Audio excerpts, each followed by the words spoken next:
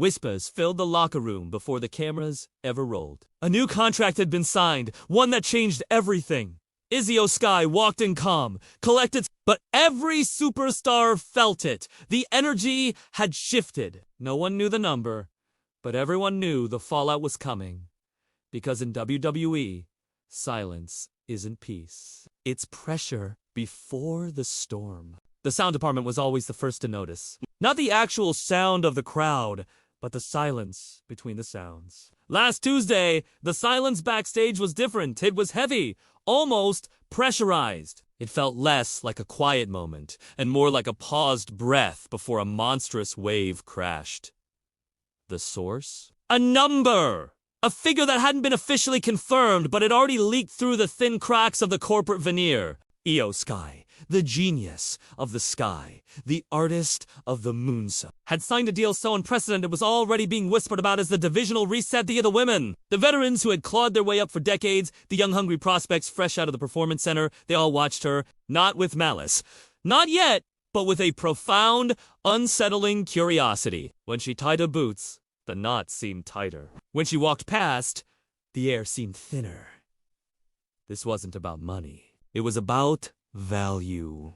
It was the company in one decisive stroke, declaring one woman's worth was exponentially greater than the collective history of the division. For the superstars, this invisible earthquake didn't shake the building. It shook the foundation of their self-perception. It was a silent, professional insult wrapped in a glittering, golden bow and gifted to someone else. The emotional weight of that unspoken comparison was crushing, forcing every woman to look in the mirror and question what their legacy was truly worth. Online, the reaction was a maelstrom of conflicting emotions.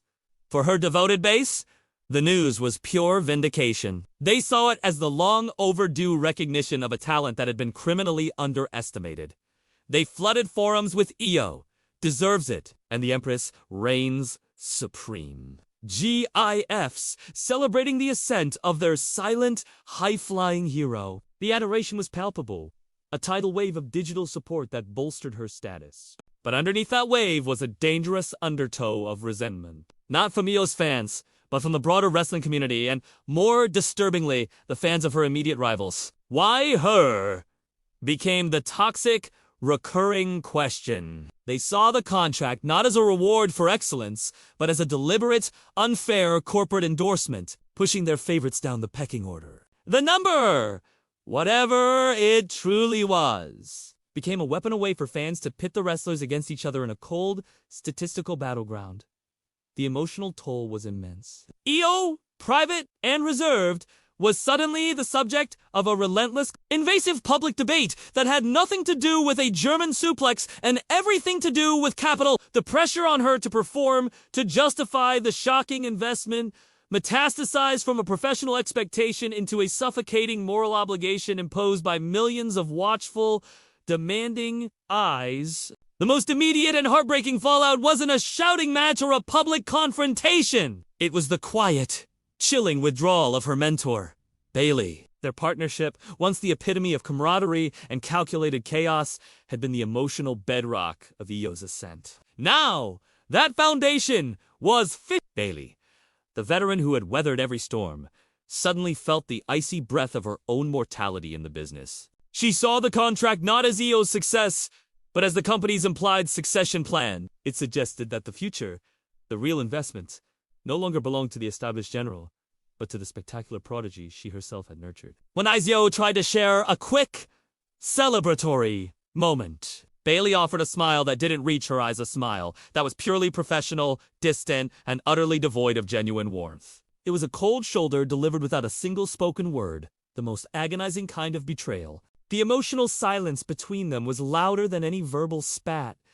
It was the sound of a dream dissolving. Iyo felt a profound, unexpected loneliness. The glory she had achieved was suddenly tainted by the cost it exacted on the one person who truly understood her journey. She had gained a fortune but lost her ally, realizing that the new contract was not just a raise, but a psychological wedge driven deep between friends. The veterans of the division, the women whose blood and sweat had built the infrastructure for Iyo's soaring moon, adopted a strategy far more devastating than open jealousy, professional distance. They didn't boycott her or stage a walkout. Instead, they treated her with a hyper-formal, almost clinical respect. Backstage greetings became clipped and perfunctory. Collaborative planning for matches evaporated, replaced by stiff business-only communication. The implicit message was clear.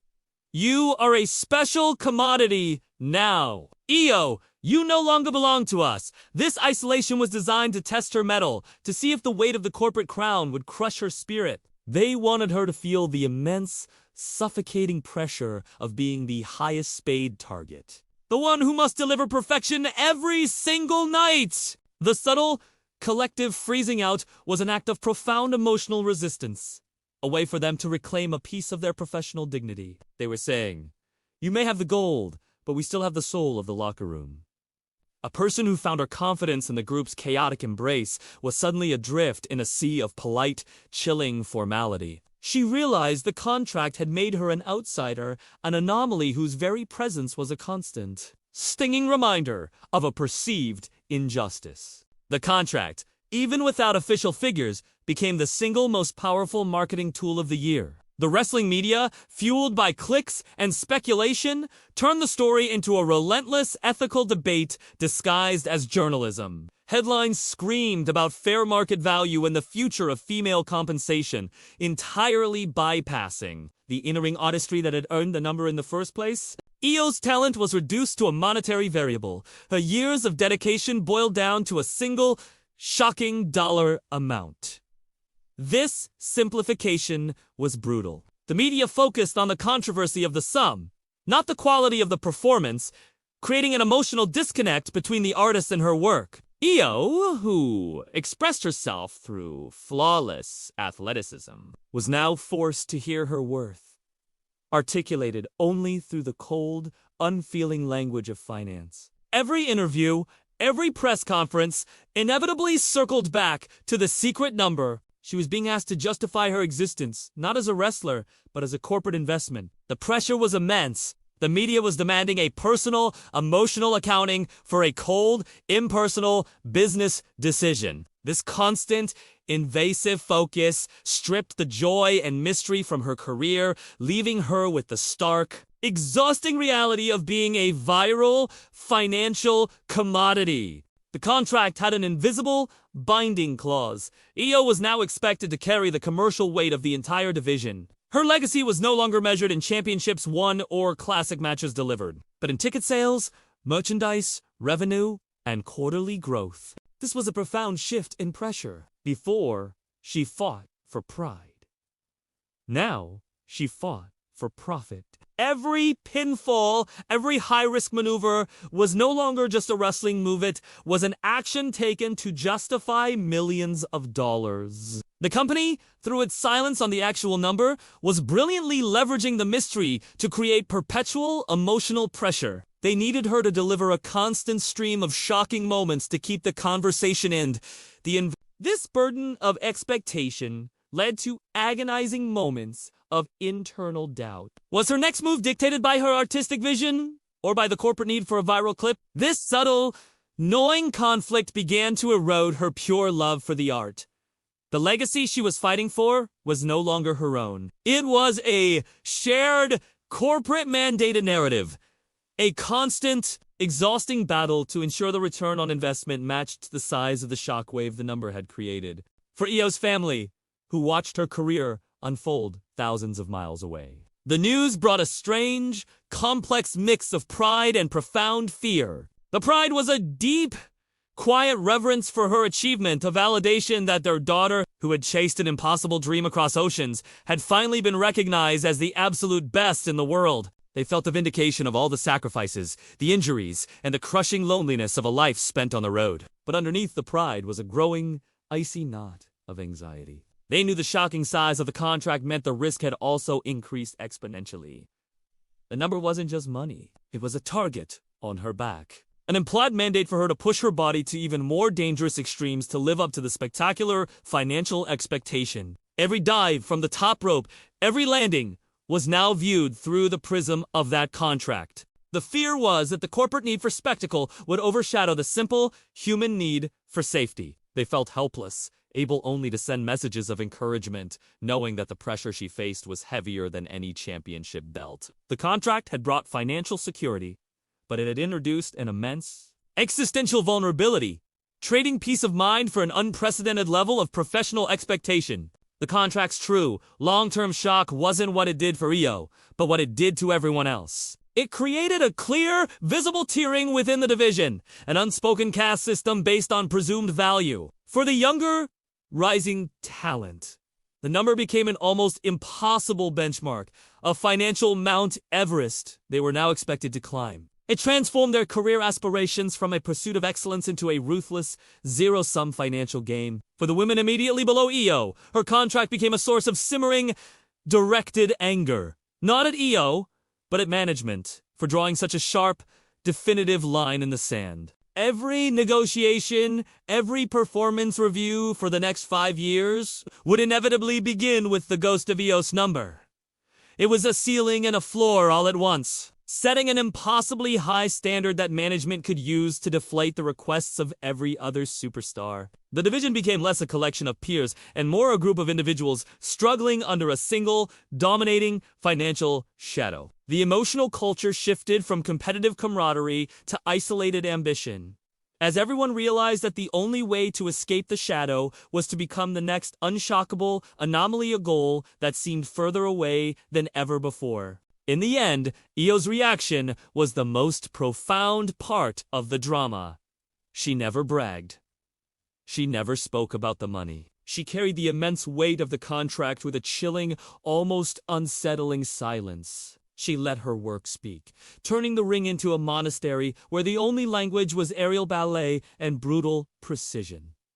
This silence, however, was not humility. It was a powerful, emotional declaration of focus. She understood that the only way to nullify the toxicity of the number was to make it irrelevant through constant, unimpeachable greatness. She was deliberately building a legacy so spectacular that the actual dollar amount would fade into a mere footnote of an incredible career. She was trying to shift the conversation from her value to her virtuosity, but the silence also hid a deep exhaustion. The lack of celebration, the constant need to prove the contract was deserved, meant that the joy of the accomplishment was constantly muted. The legacy she was building was one of spectacular, lonely perfection, testament to her talent, but also a stark reminder of the isolation that unprecedented success can bring. She was the division's richest, most respected, and perhaps most emotionally guarded figure, having traded the ease of friendship for the crown of undeniable corporate faith. The true, shocking twist of Iyo Sky's contract was not the number itself, but the length of the commitment. Years later, after the controversy had cooled and the financial figures had been normalized, a small, quiet detail emerged. The number, while astronomical, was less a reward for past performance and more a colossal, desperate bet on her future longevity. The company had seen the wear and tear, the subtle injuries accumulating on the veterans. They had calculated the cost of rebuilding and the fleeting nature of star power. Iyo's contract was a massive down payment for the next decade, a move designed to secure her prime years against the lure of other companies or, more critically, the possibility of early retirement due to injury. The truly shocking element wasn't the sum paid today, but the emotional burden of the years it demanded tomorrow.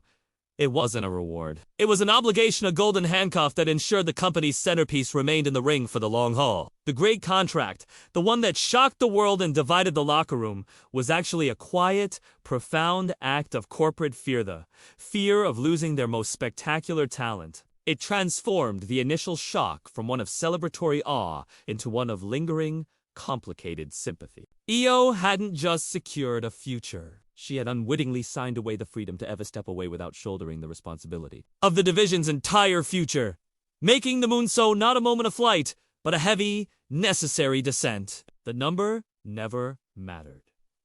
What mattered was the echo it left in the silency, sound of a division questioning its worth, a friendship dissolving into professionalism, and a single, extraordinary woman bearing the invisible, crushing weight of a company's hope and fear.